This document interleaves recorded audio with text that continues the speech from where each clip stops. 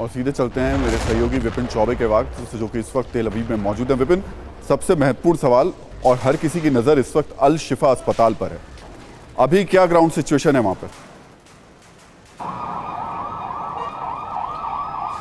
देखिए, यहाँ इजराइल के समय के मुताबिक बीती रात 2:30 बजे ये ऑपरेशन शुरू हुआ है। और राहुल जी, इतना आसान नहीं है अल शिफा अस्पताल को, क्योंकि जितनी बिल्डिंग्स ऊपर है उसके नीचे कितनी लेयर्स हैं इसके ये किसी को नहीं पता है। उसमें कितना बॉम्ब रखा गया है ये किसी को नहीं पता है, लड़ाके कितने हैं ये किसी को नहीं पता है। ऑपरेशन शुरू तो जरूर कर दिया गया है, लेकिन ऑपरेशन टफ है, लंबा चलने की संभावना है, बार बार कन्फ्रंटेशन दोनों तरफ से हो रहा है। और इस बीच ऐलान भी किया जा रहा है कि हमास के लड़ाके सरेंडर कर दे। हालांकि इस बीच में वो मरीज, वो तीमारदार, वो डॉक्टर भी इसमें पीछे जा रहे हैं जो अभी भी उस अस्पताल के अंदर मौजूद हैं। और सबको अगर मिला लिया जाए तो अब भी 9,000 से ज्यादा लोग उस अस्पताल में होने की संभावना जताई गई है। जी, बहुत बहुत शुक्रिया विपिन, ये पूरी जानकारी देने के लिए।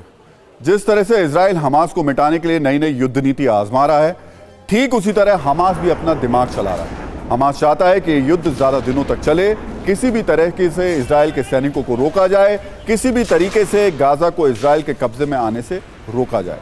आपने गौर किया होगा कि बीते कुछ दिनों से ज्यादातर खबरें सिर्फ आईडीएफ के हमलों की आ रही है। हमास खामोश दिखाई दे रहा है। सवाल है कि इसकी वजह क्या है? आखिर हमास की ये खामोशी क्या बताती है?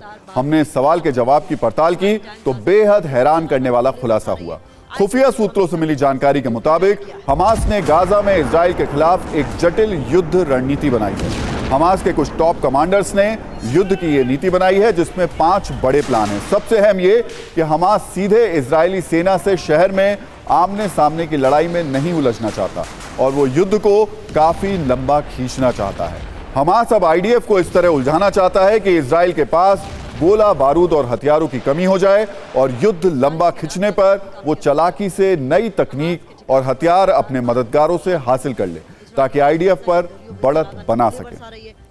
हमास की रणनीति समझ के उसके 5 अहम प्लान है, जिसमें वो गाजा जंग में फतेह के सपने देख रहा है। पहला प्लान धीमी जंग। इसका मकसद है लंबे संघर्ष से इजराइल की छवि और अर्थव्यवस्था को नुकसान पहुंचाना।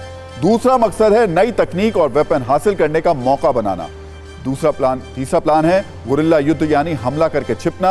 यह हमला करने वाले हमास के लड़ाके भी हो सकते हैं या फिर कोई और विद्रोही गुट भी। इसका मकसद है दुश्मन को भनक लगे बिना हमला छिप कर करना। जो चौथा प्लान है थकाओ और मारो, यानी जिस दौरान दुश्मन ताबड़तोड़ हमले कर रहा हो उस दौरान कम से कम जवाब दो और इस बीच अपने नेतृत्व और कमांड स्ट्रक्चर सुरक्षित रखने में कामयाब हो जाओ। इसके अलावा अगला प्लान यह कि क्षेत्रीय ताकत को बढ़ाना, यानी दुश्मन के सामने और ताकतवर बनने की रणनीति के साथ क्षेत्रीय ताकतों को एकजुट कर भीषण प्रहार करना।